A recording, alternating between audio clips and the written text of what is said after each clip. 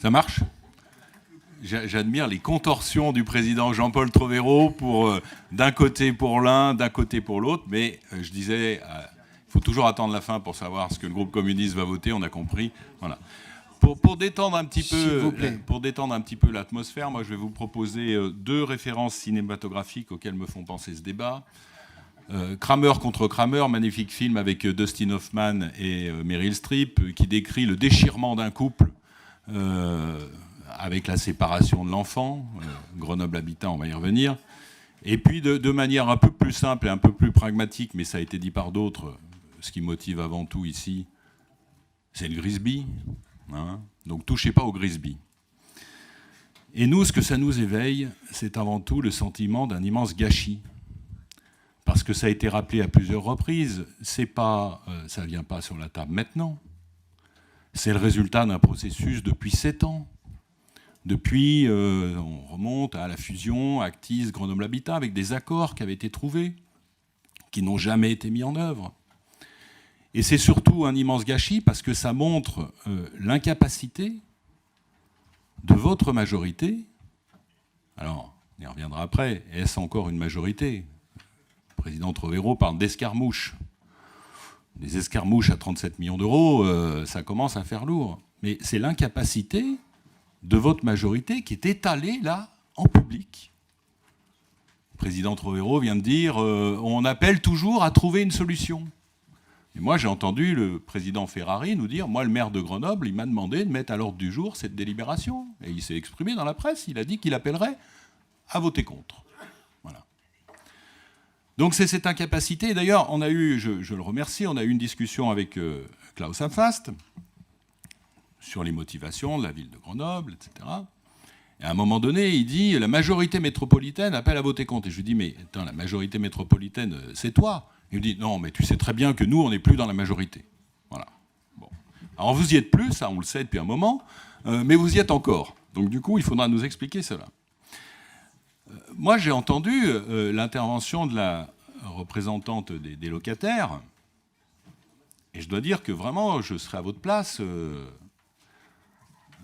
mes oreilles auraient beaucoup sifflé, parce qu'elle a mis en avant 2 choses fondamentales dans son intervention. La notion de bien commun et la notion de démocratie locale. Ces 2 choses que vous mettez, cher groupe humain, tout le temps en avant. Nous parlez sans cesse des communs, nous parlez sans cesse de démocratie locale, et finalement, les 2 aspects sur lesquels elle vous attaque, et les 2 aspects sur lesquels vos collègues de la majorité vous attaquent, c'est là-dessus. Vous bradez le bien commun, ça a été dit comme ça, et vous vous asseyez sur la démocratie locale.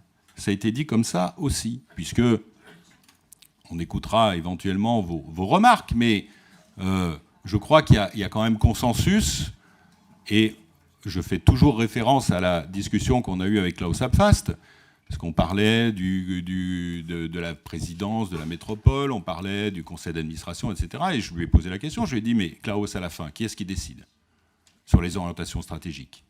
Et il a reconnu, Klaus. Il a dit c'est la CDC qui décide.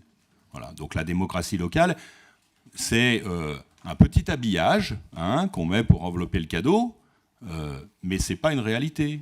Et donc, pour vous qui avez tout le temps ces mots à la bouche, ça devrait quand même quelque part vous interroger.